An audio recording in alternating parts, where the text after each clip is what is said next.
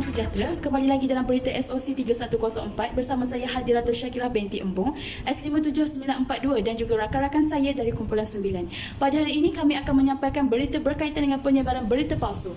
Isu penyebaran berita palsu sudah tidak asing lagi, malah ia semakin berleluasa terutamanya di media sosial. Hal ini dikatakan demikian kerana wujudnya individu yang tidak bertanggungjawab dan inginkan perhatian serta populariti semata-mata. Berita palsu merupakan berita yang tidak benar, fitnah, rekaan, termasuklah berita benar yang diubah sehingga menjadi tidak benar. Fenomena ini boleh berlaku dalam lapangan politik, ekonomi, agama, ketenteraan dan sebagainya. Medium internet merupakan sebuah platform yang menyumbang kepada penyebaran berita palsu. Hal ini kerana masyarakat kini lebih gemar untuk mengakses internet bagi mendapatkan berita tanpa mengira status kesahihan berita berkenaan. Perkara sedemikian perlu dibendung agar ia tidak terus berleluasa dan boleh mengakibatkan kecelaruan persefahaman antara masyarakat. Oleh itu, pihak kerajaan telah mewartakan sebuah akta yang dikenali sebagai Akta Komunikasi dan Multimedia 1998 yang merupakan akta yang berkenaan dengan Undang-Undang Cyber. Akta ini juga dibentuk sebagai rangkaian campur tangan kerajaan bagi memantau dan memastikan industri komunikasi dan multimedia di Malaysia dalam keadaan baik tanpa sebarang permasalahan berlaku dalam setiap penyiaran maklumat. Antara aktiviti dan perkhidmatan yang dikawal ialah penyiaran tradisional, telekomunikasi dan perkhidmatan atas talian. Walau bagaimanapun, akta ini tidak memperuntukkan untuk membuat penapisan internet. Seterusnya, saya akan serahkan kepada wartawan bertugas iaitu Rabiatul Adawiyah yang akan menemui beberapa orang pelajar jurusan pengajian polisi untuk mengupas lebih lanjut berkenaan topik ini. Terima kasih rakan yang bertugas di studio. Sekarang saya akan menemui beberapa orang pelajar untuk mengupas dengan lebih lanjut tentang isu yang sedang hangat dibicarakan. Sebagai seorang pelajar yang mengambil jurusan pengajian polisi, apakah pendekatan yang dipilih oleh kerajaan untuk menyelesaikan isu penyebaran berita palsu ini dan juga pendekatan yang digunakan berdasarkan tipologi polisi yang digunakan? Pendekatan yang digunakan bagi menyelesaikan isu penyebaran berita palsu ini iaitu pendekatan bedung, di mana pendekatan bedung ini terbahagi kepada 3 jenis instrumen polisi, iaitu yang pertama, typology policy regulation stick, yang kedua, typology policy economy means carrot, dan yang terakhir iaitu typology policy information sermon. Berdasarkan isu yang dikaji, pendekatan yang dikatakan mempunyai kaitan dan paling sesuai dengan isu adalah pendekatan berdasarkan typology regulation stick. Instrumen stick atau lebih dikenali dengan rotan merupakan pendekatan motivasi yang banyak digunakan oleh polisi kerajaan. Seterusnya, kita beralih kepada penilaian instrumen polisi regulation stick dari segi larangan. Pada masa kini, media sosial telah disalahgunakan oleh segelintir masyarakat yang tidak beretika untuk menyebarkan berita dan maklumat palsu yang boleh mendatangkan kesan negatif kepada individu, keluarga, masyarakat dan negara. Namun, dengan kewujudan larangan di bawah instrumen polisi ini, kerajaan telah mewujudkan batasan dalam kalangan rakyat dalam penggunaan media sosial untuk mengurangkan isu penyebaran berita palsu ini. Antara kebaikan kewujudan larangan ini adalah kerajaan dapat memainkan peranan yang penting dalam proses mengambil tindakan terhadap pengguna yang telah menyalahgunakan kemudahan ini. Hasil penilaian kewujudan larangan di bawah instrumen polisi ini, kerajaan juga dapat mengawal isu penyebaran berita palsu ini terutama di negeri wilayah persekutuan kerana negeri ini merupakan sebuah negeri yang berada di kawasan bandar. Selain daripada penilaian dari segi larangan yang dilakukan, para pekaji juga membuat penilaian dari segi preskripsi. Preskripsi ini merujuk kepada bagaimana kerajaan membuat peraturan yang akan dikenakan kepada rakyat mengikut kategori yang telah ditetapkan. Kerajaan melihat kepada individu yang bersalah akan dikenakan tindakan mengikut undang-undang yang telah ditetapkan oleh kerajaan. Di mana adanya isu yang besar, di situ akan wujudnya akta terhadap isu yang timbul. Oleh itu, berdasarkan isu penyebaran berita palsu, apakah dasar atau akta yang dapat dikenal pasti?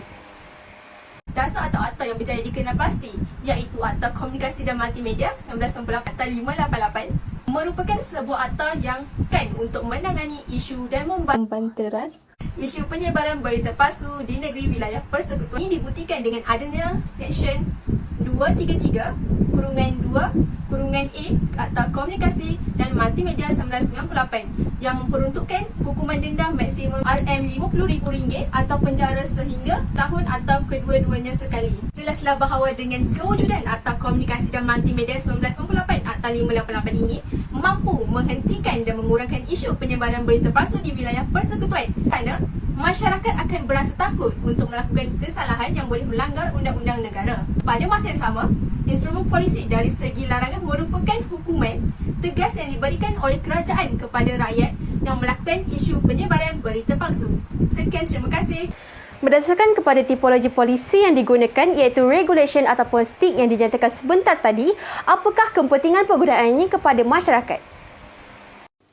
Kepentingan penilaian instrumen polisi regulation stick dari segi larangan kepada masyarakat ialah yang pertama, pendekatan yang dilakukan telah menyebabkan masyarakat takut untuk melakukan kesalahan secara berulang ataupun untuk pertama kalinya.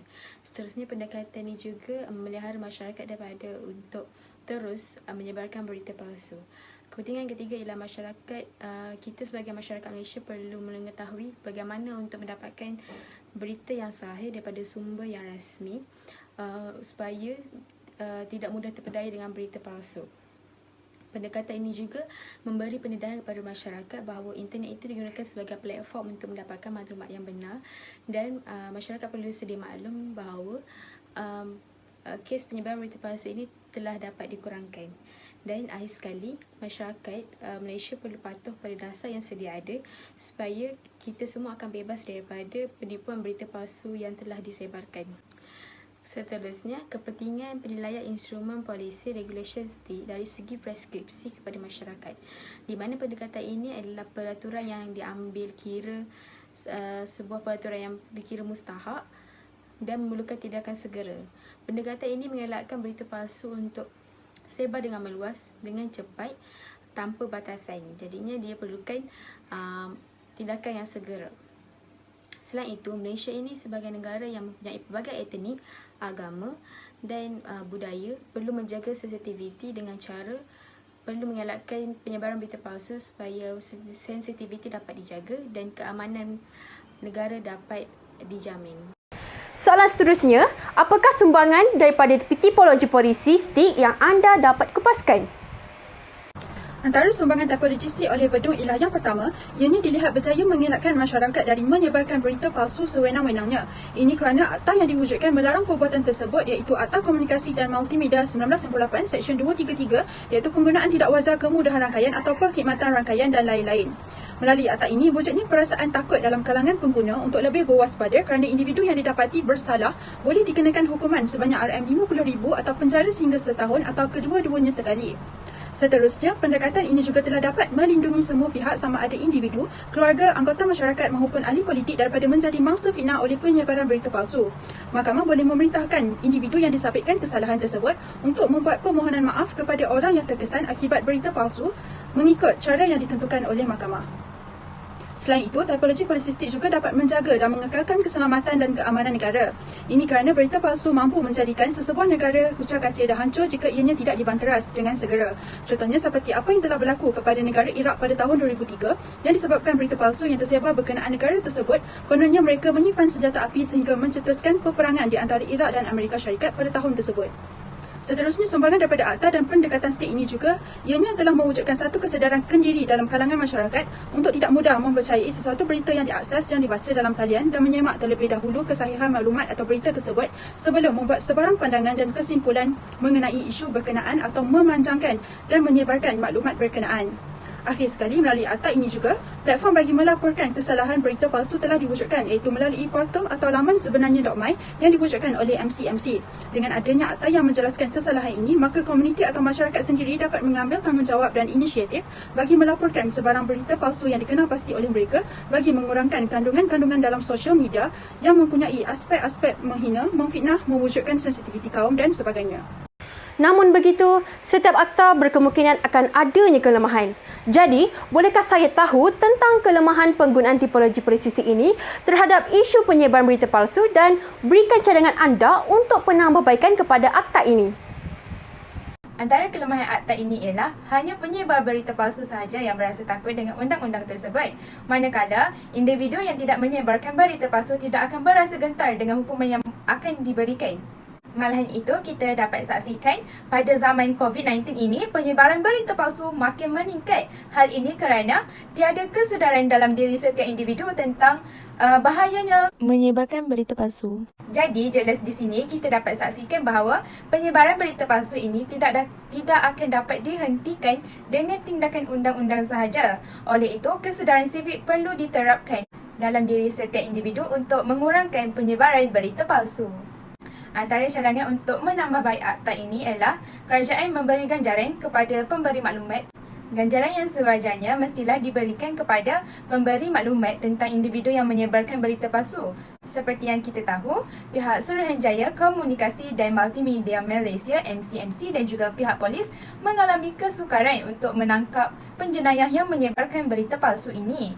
Hal ini kerana berita palsu ini tersebar dengan luas di pelbagai media sosial tanpa mengetahui dari mana puncanya. Oleh itu, dengan cara memberi ganjaran kepada pemberi maklumat ini dapat menunjukkan bahawa kerjasama masyarakat untuk melaporkan perbuatan menyebarkan berita palsu ini memudahkan pihak yang berwajib untuk menangkap pesalah laku dan mengambil tindakan ke atas mereka yang bersalah. Jadi, orang ramai akan berasa gentar untuk menyebarkan berita palsu. Hal ini kerana mereka akan berasa bahawa mereka akan mudah tertangkap dengan adanya kerjasama antara kerajaan dan juga masyarakat.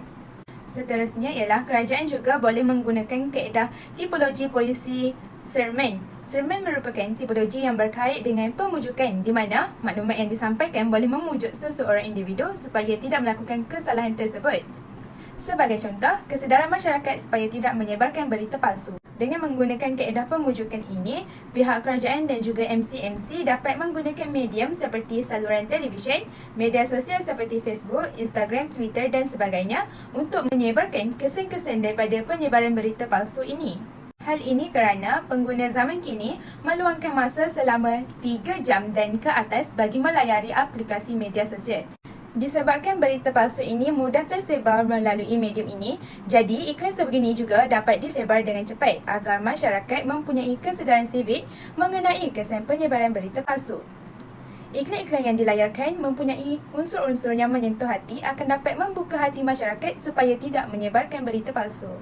Selain daripada itu, pihak kerajaan juga hendaklah menghebahkan tentang cara yang mudah untuk mengenal pasti kesahihan sesuatu berita itu.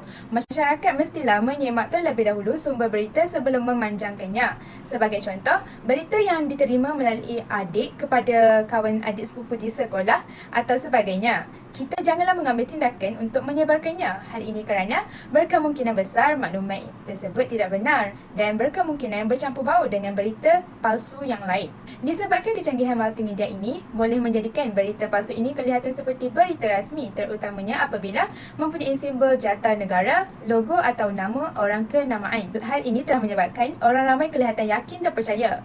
Jadi, kata kuncinya ialah semak, semak dan semak sebelum sebar atau tidak pasti jangan kongsi.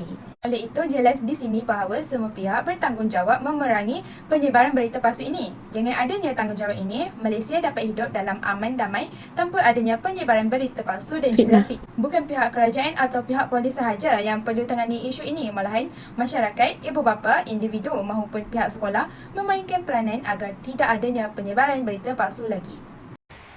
Secara keseluruhannya yang dapat saya simpulkan ialah akta ini merupakan sebuah akta yang berkaitan dengan undang-undang cyber yang dibentuk sebagai sebuah rangkaian campur tangan kerajaan bagi memantau dan memastikan industri komunikasi dan multimedia negara dalam keadaan baik dalam penyiaran setiap maklumat yang disalurkan. Pendekatan yang dikatakan berkaitan paling sesuai berdasarkan isu yang dikaji adalah berkait dengan instrumen polisi iaitu regulation ataupun dikenali sebagai STIK yang terletak di bawah pendekatan Verdung.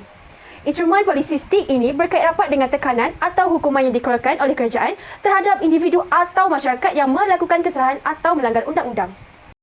Dengan adanya polisi instrumen seperti ini, rakyat boleh menyedari tentang sesuatu perkara yang dilarang untuk buat dan jika tetap melakukan perkara terlarang tersebut, maka mereka boleh dikenakan apa jua tindakan hukuman. Sekaligus, komuniti atau masyarakat sendiri dapat mengambil tanggungjawab dan inisiatif bagi melaporkan sebarang berita palsu yang dikenal pasti oleh mereka bagi mengurangkan kandungan-kandungan dalam sosial media yang mempunyai aspek-aspek seperti menghina, memfitnah, mewujudkan sensitiviti kaum dan sebagainya.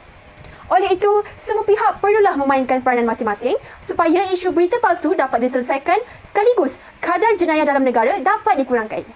Seterusnya, saya serahkan kembali kepada rakan yang bertugas di studio. Sekian, itu sahaja info yang dapat kami kupaskan. Maka dengan itu, kita perlulah berpegang kepada cogan kata tidak pasti jangan kongsi. Sekian, itu sahaja. Terima kasih.